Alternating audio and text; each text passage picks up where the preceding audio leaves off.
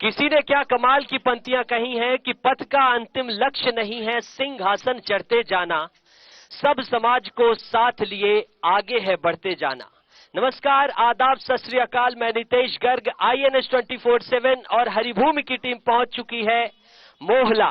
जी हां, जोरदार करतल ध्वनियां हो जाए। सबसे पहले इस डिबेट के आगाज के लिए वोट यात्रा कार्यक्रम के तहत आज हम डिबेट करेंगे और जानेंगे कि सन 2018 में जब सत्ता परिवर्तन हुआ था तब कांग्रेस सरकार जिन वादों के साथ आई थी, क्या उसने वो वादे निभाए तो कितने निभाए और निभाकर जनता उसे कितना आशीर्वाद देगी। इसलिए हम आपके पास भी जाएंगे ये सब कुछ जानने के लिए कि आपका बिंदु क्या है। इसके साथ ही हम जानेंगे कि विपक्ष यानी कि भारतीय जनता पार्टी की क्या राय है और भारतीय जनता पार्टी की तरफ से 22 प्रत्याशियों की सूची भी जारी कर दी गई है। तब बेहद दिलचस्प हो जाता है कि इतने समय पहले ही प्रत्याशी को मैदान में उतार दिया गया तो उनके क्या मुद्दे होंगे। तो सबसे पहले बिना किसी देरी के स्वागत करना चाहेंगे हम अपने मेहमानों का। इंद्र शाह मंडावी जी, आपका बहुत बहुत स्वागत है। आप मोहला मानपुर के विधायक हैं। हम स्वागत करेंगे संजय जैन जी का, आप वरिष्ठ है कांग्रेस नेता हैं और जीव जंतु कल्याण बोर्ड के सदस्य हैं। स्वागत करेंगे संजीव शाह जी का, जो कि भारतीय जनता पार्टी के प्रत्याशी हैं इस चुनाव में।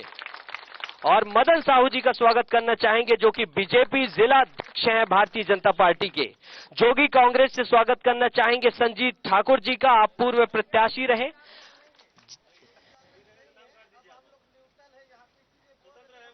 ठीक है, स्वतंत्र राय के लिए मैं मान लेता हूं जैसा आप कह रहे हैं। संजीत ठाकुर जी इस बार न्यूट्रल राय के लिए हमारे साथ बैठे हैं और इसके साथ ही समाज सेवी के रूप में मिर्जा नूर बेग जी हमारे साथ बैठे हैं। तो चलिए बिना किसी देरी के सबसे पहले हम जाएंगे इंद्र शाह मंडावी जी के पास। राजीव टांडिया जी भी हमारे साथ भारतीय जनता पार्टी से, इनका भी जोरदार करतल ध्वनियों के साथ स्वागत करिए।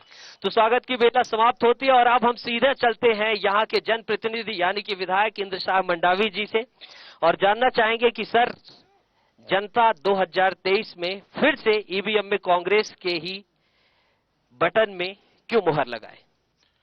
मुहर इसलिए लगाएगी, सबसे पहले तो INS हरिभूमि की टीम को बहुत बहुत बधाई देता हूं। साथ में यहाँ पे जितने भी हमारे भाजपा जनता पार्टी के प्रत्याशी श्री संजीव शाह जी, साथ में जिला अध्यक्ष जी, उनके टीम और हमारे संजीत ठाकुर जी, नूर बेग जी और समस्त हमारे यहाँ पे उपस्थित सभी टीम जो उपस्थित हुए सभी को मैं धन्यवाद देता हूँ। आज INS टीम के सामने में खड़े हुए हैं और आपने बात रखेंगे।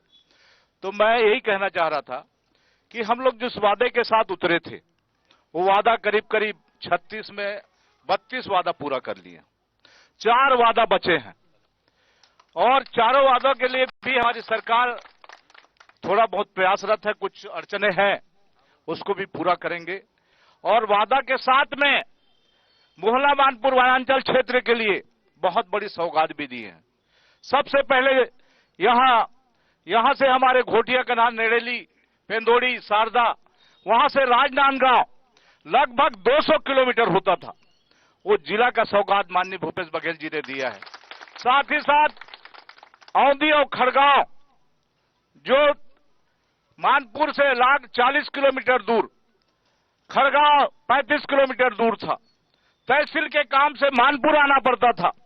2 तहसील का सौगात शुरू में दिए हैं। और अभी 10-15 दिन पहले वासड़ी जो क्षेत्र है यहां से 35 किलोमीटर दूर है, वहां से हमारे भाइयों को नक्शा के काम से, जाति प्रमाण पत्र के काम से, बहुत सारे काम से आना पड़ता था। इसको भी उप तहसील का दर्जा दिए हैं। तो ऐसे सौगात, और सौगात तो बहुत सारे हैं, चाहे सड़क निर्माण की बात हो, चाहे पुल पुलिया की बात हो, चाहे स्कूल भवन की बात हो, बहुत सारे सौगात दिए हैं। जिसकी वजह से हमको विश्वास है हमारे जनता जो पहले छले गए थे वो हम छलावा कभी नहीं किए हैं और आगे भी नहीं करेंगे इनके साथ में, ये मेरा विश्वास है। ऐसे विश्वास करता हूं हमको पूरा जनता स्वीकार करेंगे और आज ही नहीं, बिल्कुल गारंटी के साथ कहता हूं कि जनता हमको अच्छे अच्छे मत में जितवाएंगे। माननीय भूपेश बघेल जी की आवाज बुलंद करेंगे, उनका जो आशीर्वाद हमको मिला है जिसको पूरे हमारे क्षेत्र के जनता, चाहे भाजपा के भी हमारे जनता हो, चाहे कोई भी पार्टी के जनता हो, सबको पैसे का लाभ मिल रहा है। हम ठगे नहीं हैं। 2100 के बात करके 1700 नहीं दिए हैं, 2500 दिए हैं, आज 2640 दे रहे हैं और आने वाला नवंबर में हम और पैसा देंगे। पहले धान बेचने जाते थे, एक एक सप्ताह लाइन लगाते थे, 15 साल तक के जूं तक नहीं रहेंगी, पर हम 9 धान खरीदी केंद्र खोले हैं, अभी 8 धान खरीदी और केंद्र खोलेंगे। जनता अब सुबह जाती है, शाम तक घर आ जाती है। ऐसे सौगात की भरमार है जो जनता देखती है और जानती है, हमको बताने की आवश्यकता नहीं पड़ेगी। जहां भी जाएंगे, आज मेरे पास लगभग 300 आए थे वनांचल क्षेत्र से, हुरेली, हुरवे, हलोरा, पीटेमेटा से। वो लोग बोले चुनाव के बाद आप लोग बताना, घर में बैठना, पर आपको हम वोट पूरा एक वोट बाहर नहीं जाएगा करके बोल के गए थे। ठीक है, विधायक जी कह रहे हैं इसलिए जनता वोट देगी। क्या विधायक जी की बातों से आप सहमत हैं? आवाज में दम नहीं लग रहा। क्या विधायक जी की बातों से सहमत है? ठीक है, इधर जान लेते हैं, विधायक जी की बातों से सहमत है? सहमत है? चलिए मैं प्रत्याशी के पास चलता हूं जो कि भारतीय जनता पार्टी से हैं। सर, विधायक जी ने इतनी सारी सौगातें बता दी, कैसे होगा मुकाबला? कैसे भारतीय जनता पार्टी खड़ी होगी और मुकाबला करेगी? उन्होंने तो सौगातों की झड़ी लगा दी। मैं पकड़ लूं? ऐसा है, ऊपर भी झड़ी शुरू हो गया है। सबसे पहले तो मैं हरी भूमि की आईएनएच टीम को विशेष धन्यवाद दूंगा कि आप इस तरह जनता की अदालत लगाए हैं और इस कार्यक्रम में यहां उपस्थित हमारे सम्मानीय संसदीय सचिव विधायक महोदय इंदर मंडावी जी, हमारे वरिष्ठ जीव जयंती बोर्ड के सदस्य सम्मानीय संजय जैन जी, सम्मानीय हमारे गोंडवाना पार्टी के प्रमुख संजीव सिंह ठाकुर जी, जनाब नूर बेग जी, मेरे साथ नवनिर्वाचित, अभी हाल ही में नवनियुक्त हुआ है भाजपा जिला अध्यक्ष मदन साहू जी, और हमारे पार्टी के प्रवक्ता और मंत्री राजू टांडिया जी, उपस्थित सभी यहां कांग्रेस पार्टी के सभी वरिष्ठ कार्यकर्तागण, भारतीय जनता पार्टी के सभी वरिष्ठ कार्यकर्तागण, और विशेष रूप से जो मंच का संचालन कर रहे हैं सम्मानीय गर्ग जी। सबसे पहले तो आप सब लोगों का मैं बहुत बहुत आभार करता हूं कि ये ऐसा कार्यक्रम हो रहा है। मैं एक चीज जरूर कहूंगा कि ऐसे कार्यक्रम बहुत कम होते हैं, लेकिन ये कार्यक्रम शाउटिंग मैच ना हो, इसकी अपन चिंता करें। अभी विधायक जी ने अपनी ओर से बात रखी, अच्छा है, और आपने जनताओं से पूछा कि आगे आपका क्या विचार है। मेरा ऐसा मानना है कि पब्लिक है, सब जानती है अंदर क्या है और बाहर क्या है, और पब्लिक सब पहचानती है। भारतीय जनता पार्टी यहां 15 साल भारतीय जनता पार्टी की प्रदेश में तो सरकार रही, लेकिन यहां विधायक कांग्रेस के रहे। उसके बावजूद भी जो विकास यहां होना चाहिए, हमने पूरी कोशिश करी वो विकास हो। 10 साल मैं भी रहा विधायक इस क्षेत्र में। पहले पंचवर्षीय में सम्माननीय स्वर्गीय अजीत जोगी जी थे। उसके बाद दूसरा कार्यकाल में डॉक्टर रमन सिंह जी के पहला नेतृत्व में हम सब लोग रहे, और यहां पर इस क्षेत्र को सड़क, बिजली, पानी, भवन, सामुदायिक भवन, पूजा भवन, जो जो आवश्यकता था, जो जो प्राथमिकता थी, वो सब हमने किया। और सौभाग्य ये है कि आज मेरे ही बनाए हुए बस स्टैंड में हम सब लोग बैठ करके यहां पर अपन एक कार्यक्रम कर रहे हैं, तो आप सब लोगों को बधाई। मेरा ऐसा मानना है, हम काम के बदौलत कभी जीत नहीं सकते। आप एक काम करिए, दूसरा फिर मांग आ जाएगा।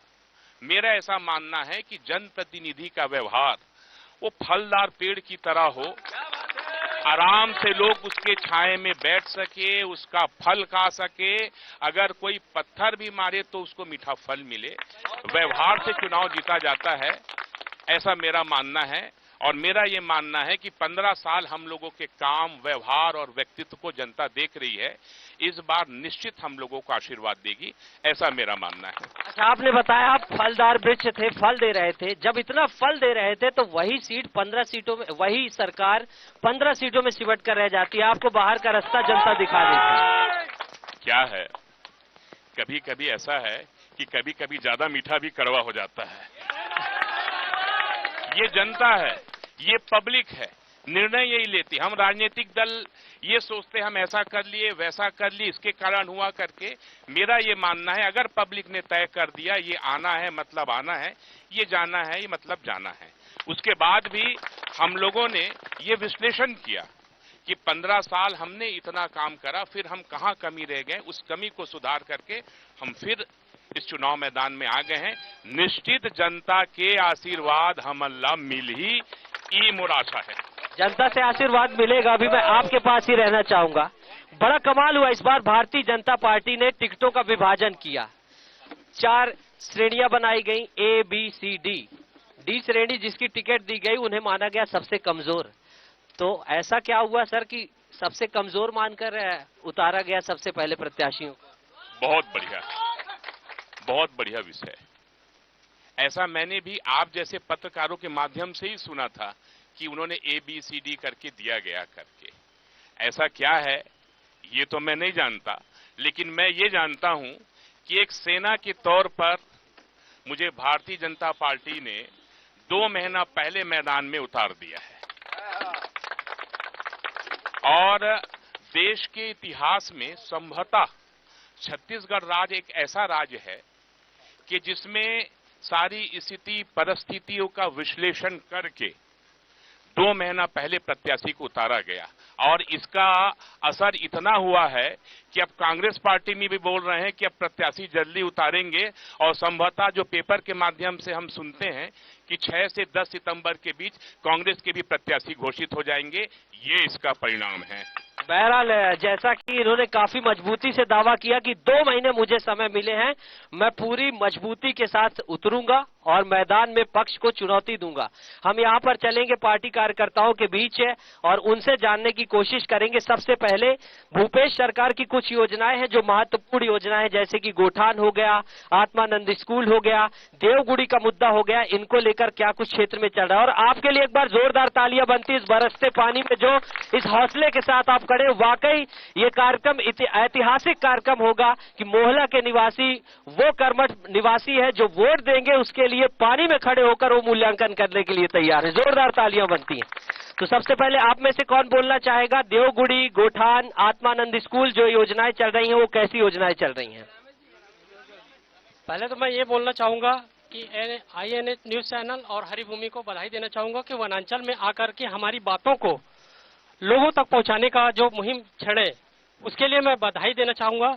और मैं ये ग्राम पंचायत कौड़ीकथा का सरपंच हूँ, सरपंच संघ का अध्यक्ष होने के नाते अभी जो वनांचल एरिया में और पूरे छत्तीसगढ़ में जो योजना जिस बातों को आप बोल रहे थे वो धरातल में शून्य के बराबर है। क्योंकि आज हम इस कंडीशन में आ गए हैं सरपंच लोग कि कुछ करने के कगार पे नहीं है। 15वें वित्त का पैसा नहीं मिल पा रहा है वर्तमान पे, और भविष्य में जो हम लोग को गौठान का काम दिया गया था 0 है। योजना बहुत अच्छा है लेकिन उस योजना को संचालन करने के लिए सरकार के द्वारा फंडिंग राशि जारी नहीं कर पा रहा है। फंडिंग राशि जारी नहीं की जा रही है। और कोई इन योजनाओं को लेकर बोलना चाहता हूं, फिर हम क्षेत्र के जनप्रतिनिधि से जवाब लेंगे कि कितने दावे सच हैं। सबसे पहली तो INS टीम ला पूरा बहुत बहुत बधाई कि आप वनांचल क्षेत्र में आकर के हम जैसे लोगन के भाव ला दुनिया में पहुंचाए के प्रयास करे और मंचासीन सभी हमारा आज के अतिथिगण कि अभी मीडिया के भाई के माध्यम से बात आई कि गौठान के विषय में सरकार के जो योजना चलाते हो में आपला बात रखना है। गौठान एक ऐसे कहा कहते भ्रष्टाचारी के अड्डा है और वो अड्डा ला हम अपन आंख में जब गौठान के भ्रमण करें वहां देख के समझ में आई। सबसे पहली बात सरकार कहते कि प्रत्येक गोबर ला 1 किलो 2 रुपया में खरीदथन और महिला बहनी जब बोला बेचते तो हम 10 रुपया में बेचथन, लेकिन महिला बहनी ला 3 रुपया 94 पैसा ही जाते और बाकी 6 रुपया 6 पैसा कहाँ जाते।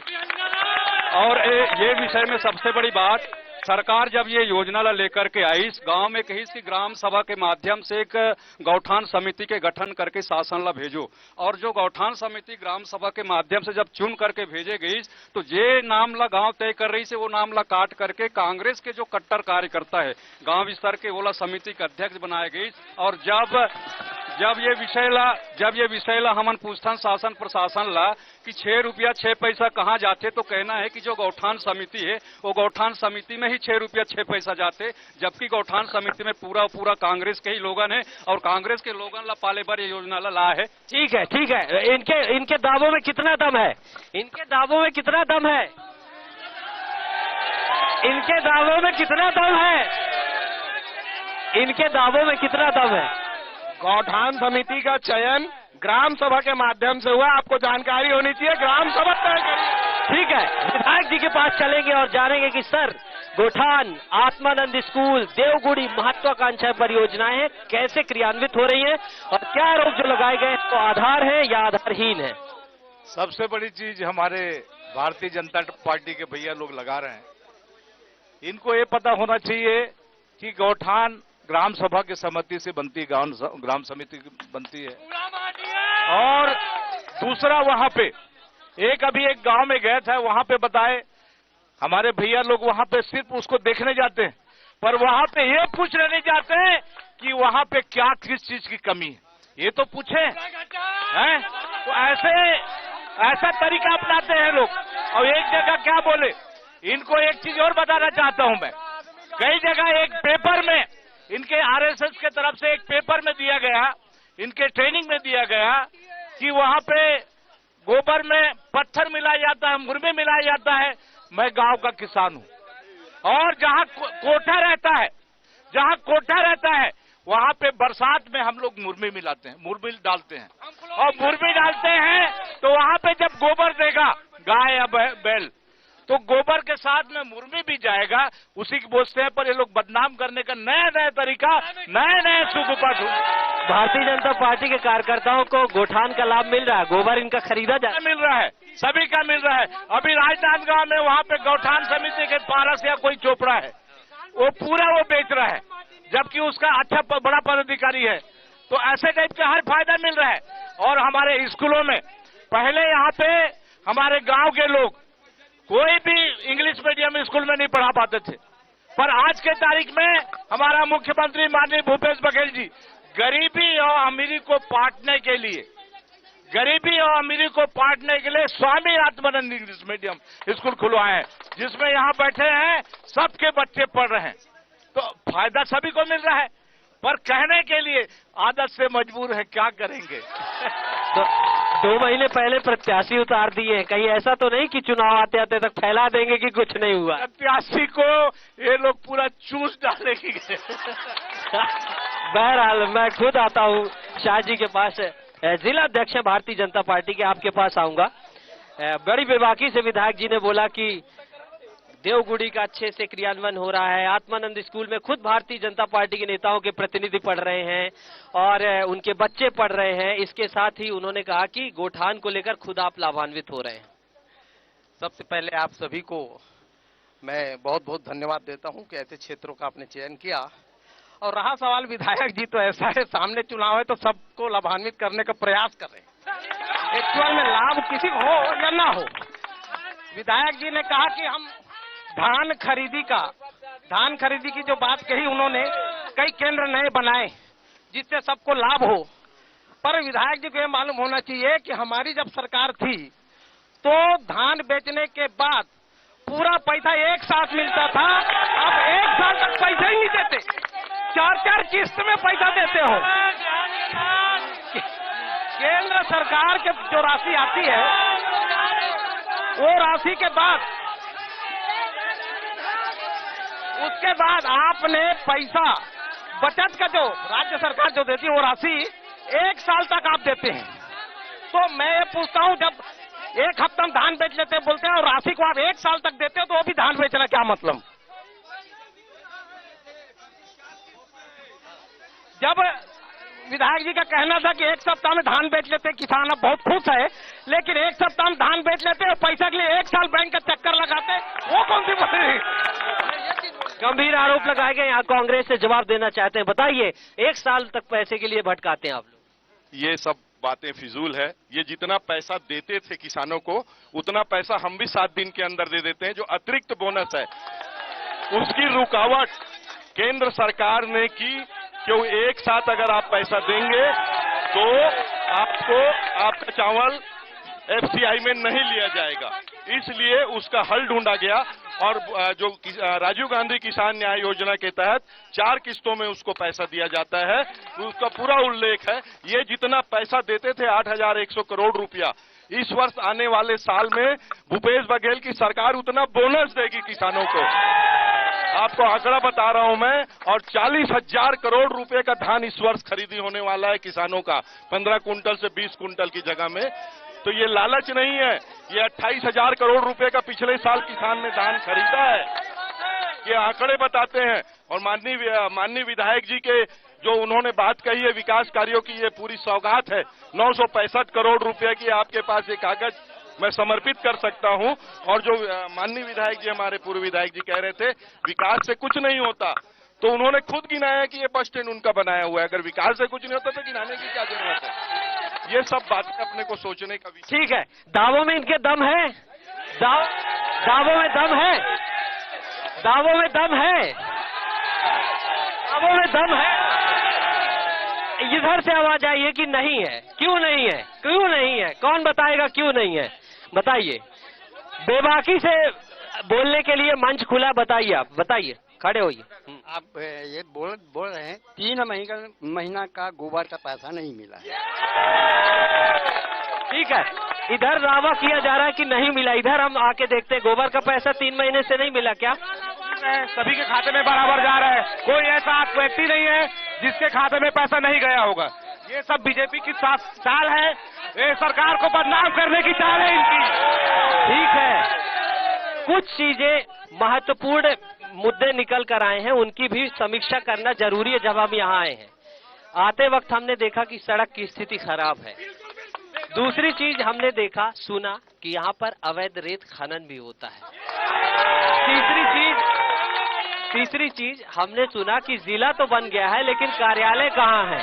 तो विधायक जी से निवेदन है कि ये 3 कठोर प्रश्न है और चाहूंगा कि इसका तथ्यात्मक ठोस जवाब हो।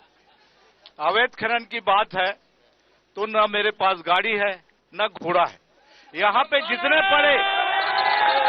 भी अवैध यहाँ पे रेती का, यहाँ पे जिसके पास गाड़ी है वो लोग अवैध रेती का खनन करते हैं। और रही बात टेंडर की, वैभव गोलछा नाम के व्यक्ति को पाना बरस और तोलुम का 2 जगह का टेंडर मिला था, 3 साल तक चलाया है।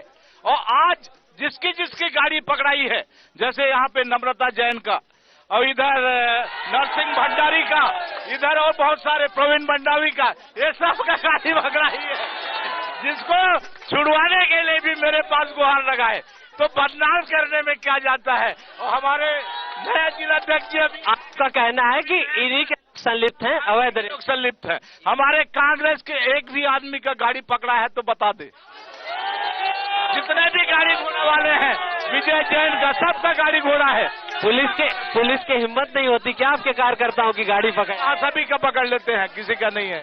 और दूसरा चीज, एक क्या चीज और पूछे, सड़क क्यों इतनी जर्जर है? सड़क यहाँ इसका भी टेंडर हो गया अभी, मोहला से लेकर मानपुर तक के, ये भी सड़क बन जाएगा। और रही बात सौगात की, आज ये आप लोगों को बताना चाहता हूं कि मोहला के लिए एक बहुत बड़ा सौगात है। 200 बिस्तर का जिला अस्पताल 40 करोड़ सैंक्शन हुआ है, जिसका टेंडर लग गया है। तो ऐसे काम बहुत सारे होंगे। जिला बनने के बाद लगभग 10 साल लगता है। यहाँ कार्यालय भी पूरा धीरे धीरे खुल रहे हैं। आप अप्रत्यक्ष रूप से कह रहे हैं क्या कि मोहल्ला वालों को आपको 10 साल का समय देना चाहिए? 10 साल का नहीं, धीरे धीरे लगेगा। अभी तो ज्यादा 1 साल हुआ है हमारा। तो आप सभी को जिला बनने की भी बहुत बहुत बहुत बधाई देता हूँ। 2 सितंबर को हमारा जिला बना था। इस साल अभी पहला बर्थडे रहा है, उसका जन्मदिन रहा है। और अभी 6 दिन आज ही बनाए हैं हम लोग। तो जिला बनना आसान नहीं था। अगर इनका सरकार था 15 साल, क्यों जिला नहीं बनाए? क्यों सो रहे थे? यहाँ के लोगों को, यहाँ के जनता को यहाँ से नांदगांव जाने के लिए चूस रहे थे। महंगाई की दर देखो, 2013 में पेट्रोल का भाव 60 रुपया था, आज 103 रुपया है। महंगाई कितना है? और गैस का भाव 350 रुपया था, आज 1200 रुपया, 200 रुपया कम किया है। उससे कौन सा फर्क पड़ना है? नोटबंदी, ऐसे बहुत सारे कारनामे केंद्र सरकार के भारतीय जनता पार्टी के द्वारा किया गया है। रही बात धान का पैसे का, धान का पैसे का हम लोग झूठ नहीं बोल रहे हैं, लबारी नहीं मार रहे हैं, पूरा पैसा दे रहे हैं, किसी का कांटा नहीं मार रहे हैं। जितने बैठे हैं सबके खाता में पैसा आ रहा है। ये लोग नहीं लगे बोलते हैं, सबके खाता में आ रहा है। कोई मना तो करें, क्यों मना करेंगे? हम तो, हमारे ये भी जनता है। ठीक है, विधायक जी बैठे हैं पर वोट हमको देते हैं। बड़ा दावा किया है। और भाई देखो, नरेंद्र मोदी सरकार जब बनी, पहली बार बनी, तो उसने बोला एक बार में कुछ नहीं होता है। विधायक जी का भी दावा कुछ ऐसा है, तो 10 साल लगता है, वेट कराने वाले हैं आपको। बहरहाल भारतीय जनता पार्टी जवाब लेंगे। दावा बड़ा है विधायक जी का कि मैं इतना लाभ दे दिया हूं कि आपकी पार्टी तक के लोग वोट देते हैं। मेरी अगर पंचर की दुकान है और मैं अपनी पंचर के दुकान में मैग्नेटो मॉल का बोर्ड लगा दूं तो वो मैग्नेटो मॉल नहीं बन जाता। तो आप क्या कहना चाह रहे हैं कि आपके कार्यकर्ता मैग्नेटो मॉल देख के घुस जाते हैं क्या उसमें?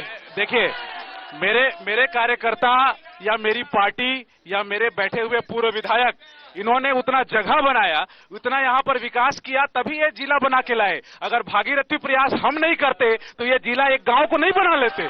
हमने इतना सब कुछ किया है। जिला बनने के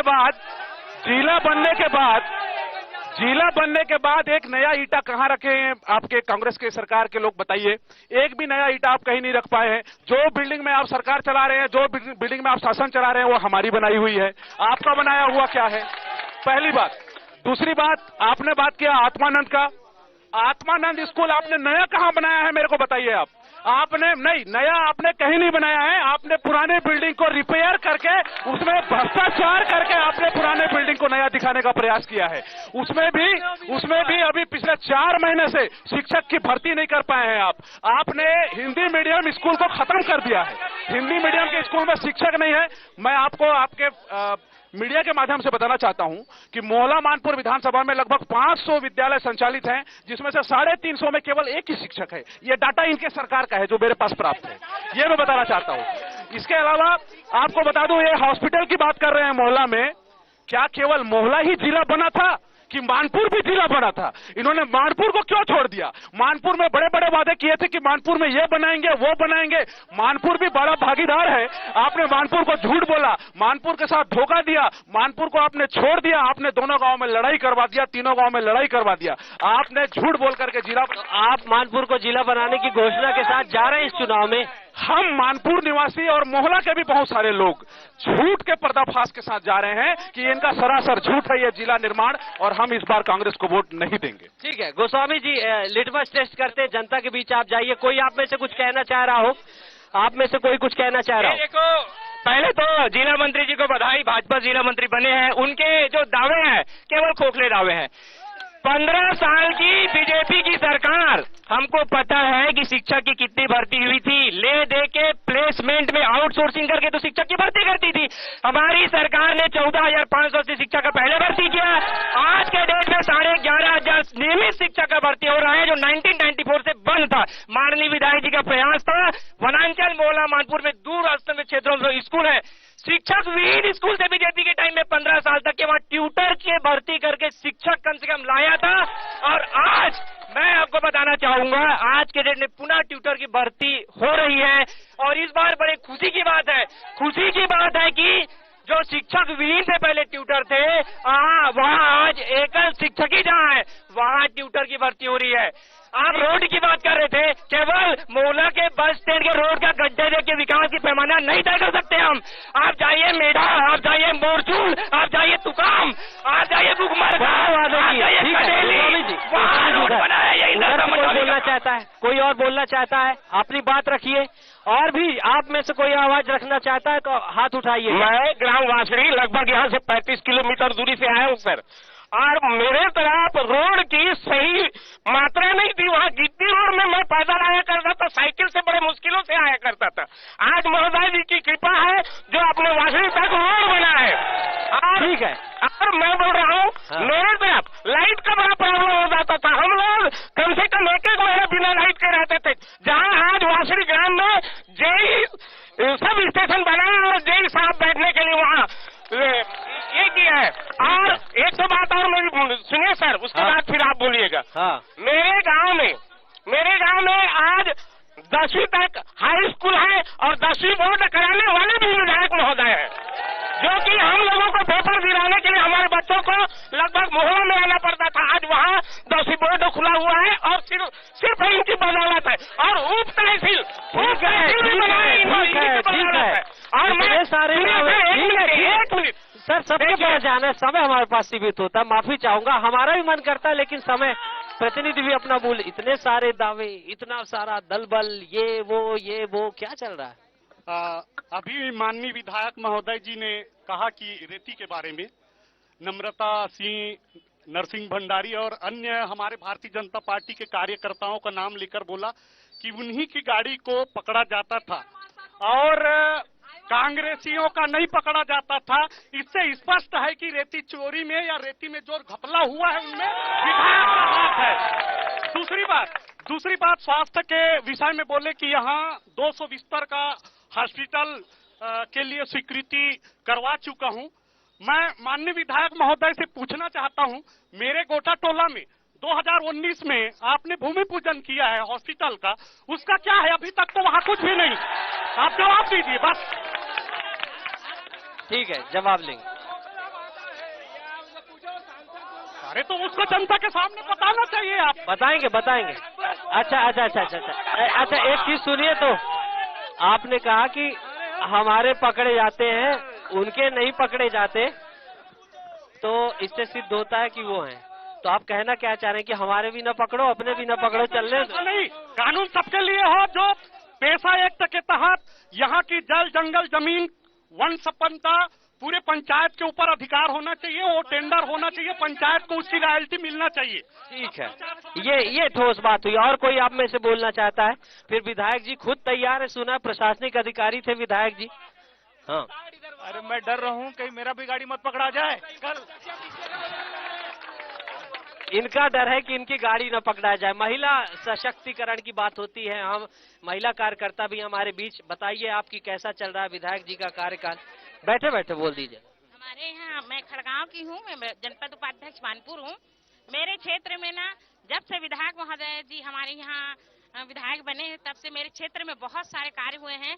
जैसे सबसे पहले तो खुद बता चुके हैं कि तहसील बना है, ये हमारे क्षेत्र के लिए बहुत बड़ी सौगात है, क्योंकि हम लोग ना उतना दूर 30 किलोमीटर, जैसे कमकासुर दुल्की को आप पकड़ेंगे तो 30-35 किलोमीटर हमको मानपुर पड़ता था। नहीं तो बीच में हम जब रास्ते से आ रहे थे तो कुछ गांव में रुके, तो उन्होंने बोला कि यहाँ महिला अत्याचारों में वृद्धि हुई है, ऐसा सुनने में आया। तो क्या ये बात निराधार है? अपने क्षेत्र में तो नहीं है, ऐसे हमको नहीं हुआ है, हमारे यहाँ हो भी नहीं सकता। ठीक है, अब विधायक जी के पास आते हैं। उन्होंने विधायक जी गंभीर बात कही कि आपने भूमि पूजन किया, शिलान्यास किया, और अभी तक शिला वो गड़ी हुई है, भवन नहीं उठ रहा। वो सही बात कर रहे हैं, इसमें कोई दो मत नहीं है।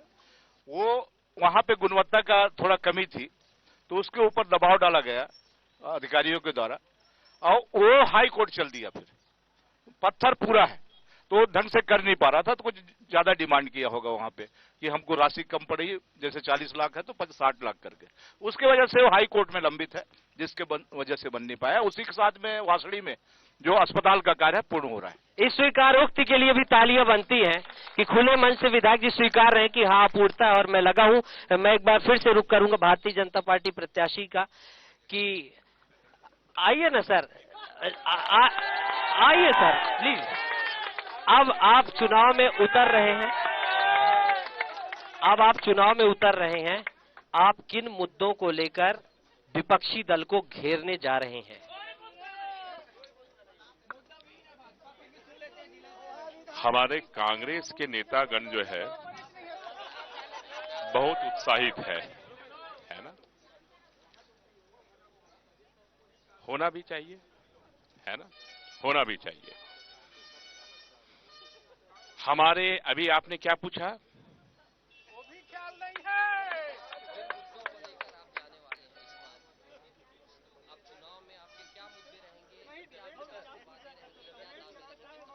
ऐसा है, मैं विगत 3-4 दिन से गांव-गांव घूम रहा हूं और आज भी वहां से घूम के आ रहा हूं।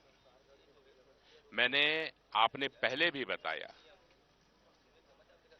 जो मेरे कार्यकाल में, भाजपा के कार्यकाल में जो हमने काम किए, उन कामों को लेकर के हमारे कार्यकर्ताओं ने जो मतदाताओं से संबंध बनाया, उसको लेकर के और एक विश्वास के साथ हम जा रहे हैं और मुझे विश्वास है कि जनता इस बार हम लोगों को आशीर्वाद देगी और भरपूर देगी।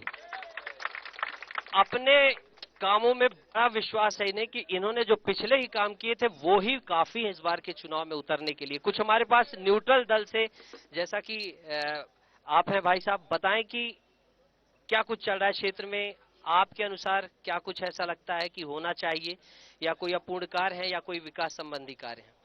सबसे पहले मैं आपको और आपकी पूरी टीम को धन्यवाद देना चाहूंगा। अभी मैंने दोनों पार्टी की बात को सुनी, दोनों पार्टी में कुछ कुछ झूठ बोला गया है और मैं सच बात बोलता हूं। मैं किसी पार्टी से नहीं हूं, मैं स्वतंत्र व्यक्ति हूं। मैं यहाँ पर बात आई रीति की, बहुत बड़ी बात आई यहाँ पर। मैं स्वतंत्र व्यक्ति हूँ, वहां तो नहीं सुनिए अपन अगर आप में हिम्मत है तो ध्यान से सुनिए, और हिम्मत नहीं है तो बिल्कुल जा सकते हैं आप व्यक्तिगत मत, आप मुझसे संवाद करिए। देखिए जब भीड़ होती है, कार्यक्रम होता रहता है, आप अपनी बात रखें और किसी व्यक्तिगत आक्षेप के बिना विकास संबंधी कार्यों पे बात करिए ना, कि क्या नहीं है, क्या पूर्ण है, क्या है। अभी बहुत सारी बात हुई यहाँ पर, जिला के बारे में बात हुई, तो जिला मुख्यालय के बारे में बात हुई। तो जिला बनने के लिए हम सीएम साहब को धन्यवाद देते हैं, उनकी जो योजना है उसके लिए हम धन्यवाद देते हैं। बहुत अच्छी उनकी योजनाएं हैं, नरवा गरवा घुरवा बारी। लेकिन आज यहाँ परिस्थिति क्या है, नरवा और नदियां पूरा साफ की है विधायक जी ने, इसमें कोई दो राय नहीं है। रही बात गरवा की, तो गरवा आएगा तो यहाँ देखना 6 बजे पूरे गरवा ही गरवा नजर आएगा। मैं झूठ नहीं बोलूंगा, आप देख लो, आप देखते हो नहीं देखते हो आप लोग। और गौठान की स्थिति है वो तो अल्लाह ही भरोसा है, वहां पर पूरा टूटा हुआ है, वहां पर पूरा भ्रष्टाचार है। ठीक अभी सुनी जाए, बात पूरी नहीं हुई। बात आई रेती की, तो विधायक जी ने तो भारतीय जनता पार्टी की बात किया। यहाँ पर भूषण प्रसाद तिवारी बैठे हैं, पूछो उनकी गाड़ी कितने बार पकड़ाई है। और यहाँ पर बड़े बड़े हाईवा जो दिन और रात चली, उसको कोई पकड़ने की हिम्मत नहीं किए। लेकिन जितने लोकल है, लोकल ट्रांसपोर्टर है, ठीक है, आपके अनुसार मुद्दे हैं और जीवंत है। आप बताएं कि कैसा क्या विकास का कार्य चल रहा है। आप तो पिछली बार प्रत्याशी भी थे, आपने चुनाव में लड़ाई भी लड़ी। और आपसे एक चीज और इंटरेस्टिंग पूछूंगा, क्योंकि आपने बोला इस बार मैं किसी दल से नहीं हूं, तो क्या लगता है किसका पलड़ा भारी है?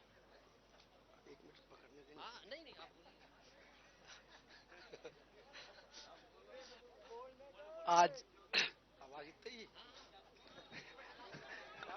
आवाज बढ़ाना भाई थोड़ा सा।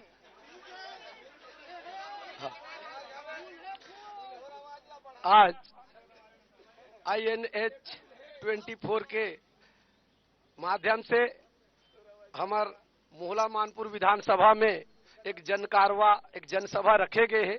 ये जनसभा में उपस्थित हमारे क्षेत्र के विधायक इंद्र शाह मंडावी जी और हमार ये मोहला मानपुर आगामी चुनाव होवैया प्रत्याशी भारतीय जनता पार्टी के पूर्व विधायक संजीव शाह जी, साथ ही कांग्रेस पार्टी के सभी कार्यकर्ता, भारतीय जनता पार्टी के सभी कार्यकर्ता और साथ ही ये क्षेत्र के सुनने वाला सभी दर्शक बंधु सभी मलाम और जय जोहार करते हुए आप मंच के बीच में अभी बारी बारी से हम दोनों पक्ष के सुने। ओकर से पहले आप सभी मल देखेला मिली सुई कि हमारे पास 2 ठन हमारे प्रत्याशी रही है, दोनों जन VIP रही है।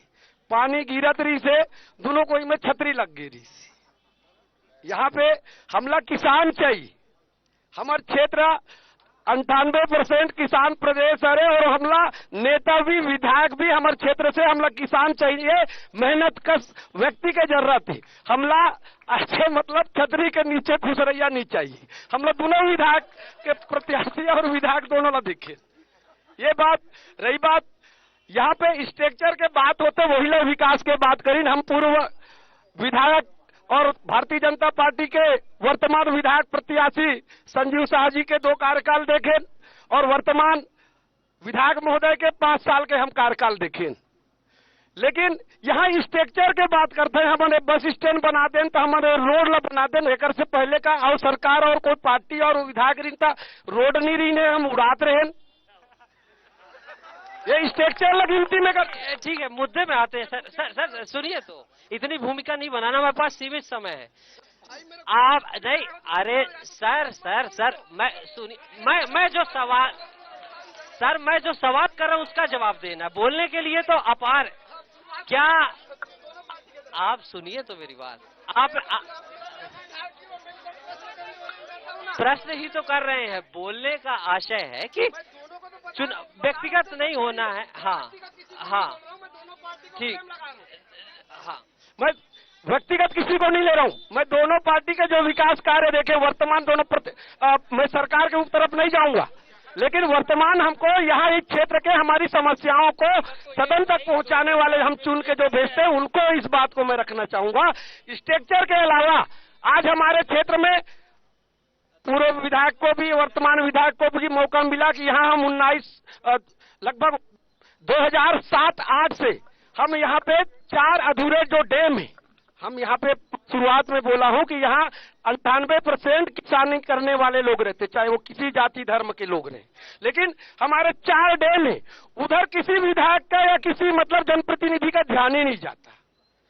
दूसरी बात, आज यहाँ पे बात में भी आया कि यहाँ पे पेशा कानून और ग्राम सभा की बात आया, ग्राम सभा तो वर्तमान में खत्म हो गया।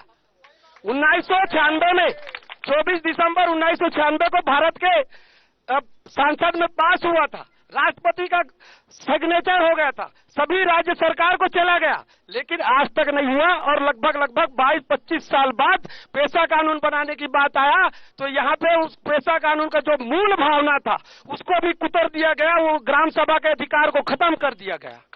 ये तमाम बातों को बोलने के लिए हम प्रतिनिधि भेजते हैं, और ये आप क्षेत्र वालों सभी को पता है और आप सभी को पता होना चाहिए कि ये अनुसूचित क्षेत्र है, यहाँ आदिवासियों के लिए आरक्षित सीट है और इधर आदिवासी बहुल प्रदेश बहुल विधानसभा है, और यहाँ की जो पेशा कानून और 5वीं अनुसूची की जो बातें हैं वो जो सदन में होना चाहिए उसको हमको जनता को बताते हैं, हमको इस जनता को बताने वाला नेता नहीं चाहिए।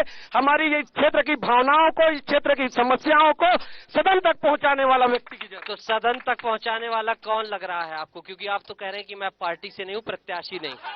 वोट तो होगा, चुनाव तो होगा, मतदान तो होगा, और आप प्रत्याशी नहीं आपने बोला है, तो बताइए कौन सदन तक पहुंचाए?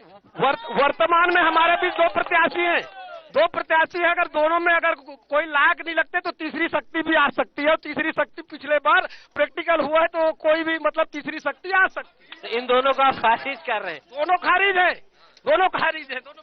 इन्होंने कहा कि दोनों खारिज हैं, और इन्होंने कुछ महत्वपूर्ण बिंदु उठाए हैं, जैसे पेशा कानून के सर क्रियान्वयन की बात हो, इन्होंने डैम का मुद्दा उठाया, और जो भी मुद्दे उठाए हैं, क्या है इनकी शिकायत और क्या बात है इनका? पेशा कानून अभी तक के लागू नहीं हुआ था, पेशा कानून में कुछ कमी होगी, पर हम लोगों ने पेशा कानून लागू किया है और आगे भी उस कमी को संशोधन करेंगे। और दूसरा चीज डैम की बात है, हमारे पूर्व प्रत्याशी जोगी कांग्रेस के, अभी तक पता नहीं होगा उनको, मिसपी जलाशय को हम लोग बजट में पास कर लिया है। मरका टोला जलाशय 18 करोड़ जमा करना है, जिसको हमने जमा करवा दिया है, कुछ दिन में वो भी पास रबत सरकार का नहीं है, 15 साल तक के सोए हुए थे, केंद्र से उसको पास करवा के लाया हूं मैं, केंद्र में वन विभाग से पास करवा के लाया हूं, और वहां पैसा के लिए बजट में गया है, और वो जमा हो जाएगा, बरका टोला जलाशय भी बन जाएगा, ये हमारा वादा है। ऐसा नहीं है, अभी लगभग 25 हम लोग एनीकट बनवाए हैं, ये सब बोलने से कुछ नहीं होता, हम करके दिखा रहे हैं, इसलिए हम डंके के चोट में कहते हैं, झूठ नहीं बोलते। जो हताशा में रहते हैं उल्टा सीधा बात करते हैं, उलुल जुलुल बात करते हैं, हम जो सच्चाई पे हैं कभी झूठ नहीं बोलेंगे, जो बोल रहे हैं डंके के चोट, डंके की चोट पर करके दिखाएंगे। क्या विधायक जी की बातों में दम है? क्या दम है? दिपेश, कोई और प्रश्न, फिर हम कार्यक्रम में अंतिम तरफ बढ़ रहे हैं, जल्दी बोलेंगे। ठीक है, ठीक है, हाँ बोले। ये सब जितने भी कांग्रेस के अभी जो विधायक जी ने बोले हैं सब झूठ है, सभी अभी तक से कोई भी रोड नहीं बना हुआ है। अभी सामने देख लो, बस स्टेशन के अगल बगल देख लो, पूरे गड्ढे भरे हुए हैं। और मोहला मानपुर में एक भी रोड अभी तक से नहीं बनाए हैं। और शराब की बात है, शराबबंदी बोले थे, लेकिन शराबबंदी अभी तक से नहीं हुआ है। सबसे ज्यादा मोहला मानपुर में जो बेरोजगार हुआ है शराब के कारण हुआ है, और सबसे ज्यादा। ठीक है दीपेश, बिल्कुल दीपेश इधर बोलना चाहते हैं ये भाई साहब, फिर उसके बाद हम कार्यक्रम को अंतिम प्रारूप में ले जाएंगे। जी बताइए। आज ये डिबेट का जो कार्यक्रम चल रहा है, यहाँ पे पक्ष दोनों बैठे हैं। आज मेरे को ऐसा लगता है कि भारतीय जनता पार्टी के यहाँ पे नेतागण बैठे हैं और कार्यकर्ता लोग भी बैठे हैं। मेरे को ऐसा महसूस हुआ कि इनके पास अब कोई मुद्दा ही नहीं रहा चुनाव लड़ने के लिए।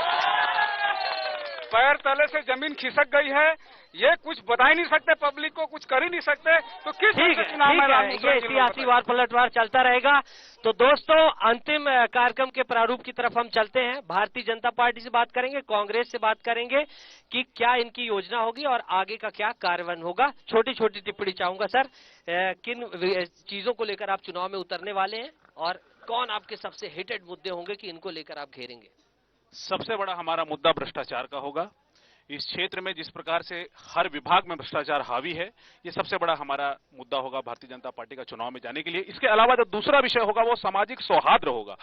इंद्र शाह मंडावी जी के विधायक बनने के बाद, कांग्रेस पार्टी की सरकार बनने के बाद, अगर सबसे ज्यादा इस क्षेत्र में किसी ने उपद्रव किया है और किसी विभाग में अगर सबसे ज्यादा गंदगी हुई है तो वो सामाजिक सौहार्द है।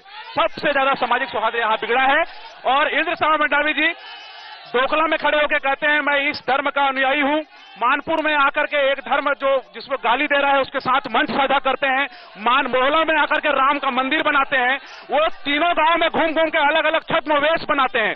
आप सोमाटोला को तहसील की घोषणा कर देते हैं, कभी धनगढ़ को तहसील की घोषणा कर देते हैं। आपकी फर्जी घोषणाओं को जनता जान चुकी है। इनकी फर्जी घोषणाएं और भ्रष्टाचार के मुद्दे पर हम चुनाव लड़ेंगे। ठीक है सर, जनता भारतीय जनता पार्टी के जिला अध्यक्ष आप, मत क्यों दे बहुमूल्य मत आपको? देखिए, अब ये भारतीय जनता पार्टी इस चुनाव में हम पूरे ताकत के साथ, पूरे एकजुटता के साथ लड़ रहे हैं और निश्चित ही कांग्रेस को अभी अपने प्रत्याशी तय करने में तेल निकल गया है और हम ये चुनाव हर हाल में जीतेंगे। भ्रष्टाचार के आतंक में डूबी पार्टी है और जितने कांग्रेस के कार्यकर्ता चले, ये अगर एकजुट होकर अगर किसी के लिए भिड़े तो अगर हमारे सामने आए, ज्यादा समय नहीं बचा है, 1 महीना बचा है और 2 महीने में परिणाम आ जाएगा, सब दिख जाएगा। कांग्रेस अपनी सूची 1 महीने बाद ला रही है, आपके पास 1 महीने का समय है। कांग्रेस अपनी सूची लाने में उनको 1 महीने बाद ला रही है। 1 महीने बाद लाए, चाहे 2 आखिरी दिन लाए, उससे मतलब नहीं है। चाहे प्रत्याशी कोई भी हो, भारतीय जनता जीत रहे हैं। ठीक है सर, आखिरी प्रतिक्रिया आपकी कि जनता बहुमूल्य मत आपको क्यों दे? जनता बहुमूल्य मत हमको इसलिए दे क्योंकि हम अपने चुनाव के वादों में जो कांग्रेस का घोटाला है उसको हम सामने लाएंगे और हम यहाँ पे समस्त बैठी जनता जो उधर सुन रही इधर सुन रही है, इन सबको हम आपके मंच और माइक के माध्यम से बताना चाहते हैं, भारतीय जनता पार्टी आएगी, भारतीय जनता पार्टी आएगी। यहाँ की संस्कृति, यहाँ की एकता, यहाँ के विकास, इसको अक्षुण्ण रखेगा और हम बढ़िया बेहतर काम करके पब्लिक को दिखाएंगे। और अगर 5 साल में हम अच्छा काम करके नहीं दिखाएं तो पब्लिक हमको हटा दे। बड़ी बात कही है, हमको जनता मौका दे और जो हम वादे करके आएंगे वो निभाएंगे। और आप वादे करके बैठे हुए। जनता ने हमको 5 साल के लिए समय दिया, परंतु 2 साल कोरोना काल में निकल गया। परंतु 3 साल में जो माननीय भूपेश बघेल जी ने काम करके दिखाया है वो निश्चित रूप से अविस्मरणीय और अद्वितीय है। हमको निश्चित रूप से मौका मिलेगा, किसान की सरकार फिर से छत्तीसगढ़ में आएगी। हम भूपेश है तो भरोसा है के नारे के साथ इस चुनाव में जाएंगे। भूपेश है तो भरोसा के साथ। सर, कार्यक्रम की आखिरी प्रतिक्रिया, इस बार जनता मुहर क्यों लगाए, इस बार फिर से अवसर क्यों दे? जनता मुहर इसलिए लगाएगी कि हमारा क्षेत्र पूरा किसान वाला क्षेत्र है और किसानों के हित में हम लोग लगातार काम कर रहे हैं। उसके बाद किसानों के हित में पूरा काम किया है, जनता सब जानती है। सबके पैसा दे रहे हैं उनके खाते में। यहाँ पे पहले लाइन लगाते थे धान बेचने के लिए, अब लाइन लगाते हैं बैंक में पैसा लेने के लिए, है ना। और रही बोरा की बात, बोरा की बात, केंद्र सरकार के मत से था बोरा। केंद्र सरकार हमको बोरा देती थी, उसके बाद हमको पैसे मिलते थे, पर हमको बोरा तक नहीं दिया गया। ऐसे विश्वासघात किए। और रही बात अभी हम नौकरी दिए, और आज के तारीख में आपको एक चीज और बताना चाहता हूं, अभी तक के हमारे बच्चे जो नौकरी के लिए या कोई भी प्रतियोगिता परीक्षा के लिए राजनांदगांव जाना पड़ता था। आप वो अब 3 दिन खराब होता था, आज जाएंगे, कल परीक्षा देंगे, परसों आएंगे। अब ये हो गया है जिला बनने से यहीं के यहीं परीक्षा देते हैं, नांदगांव का चक्कर काटना नहीं पड़ता है। तो मान ले क्या कि आप अगली बार की ये कैबिनेट में दिखेंगे? कैबिनेट तो नहीं, पर जनता का विश्वास रहेगा तो बनेंगे, वो ये नहीं है। और अभी हम लोग लगातार हर गांव में, यहाँ पे हमारे घर में लोगों का काम आने डिमांड सब में होता है, तो ऐसा काम कभी तक नहीं हुआ है। पहले तो विधायक को ढूंढना पड़ता था 15 साल, 10 साल ये भी रहे, इनको भी ढूंढना पड़ता है, और महल के रहने वाले। और अब तो किसान और महल की लड़ाई होगी, है कि नहीं? ठीक है, किसान और उनकी लड़ाई होगी, और इनके पास गिनाने के लिए बहुत कुछ है। तो अंतिम रिकॉल के लिए आपके पास आते हैं, किसकी होगी जीत? किसकी होगी जीत? किसकी होगी जीत? तो दोस्तों, हार हो जाती है अगर मान लिया जाए, जीत हो जाती है अगर ठान लिया जाए। यहाँ भारतीय जनता पार्टी और कांग्रेस दोनों ने जीत की ठानी है। अब देखना होगा चुनाव में कि जनता किसके नाम पर मुहर लगाती है। आपका बहुत बहुत धन्यवाद।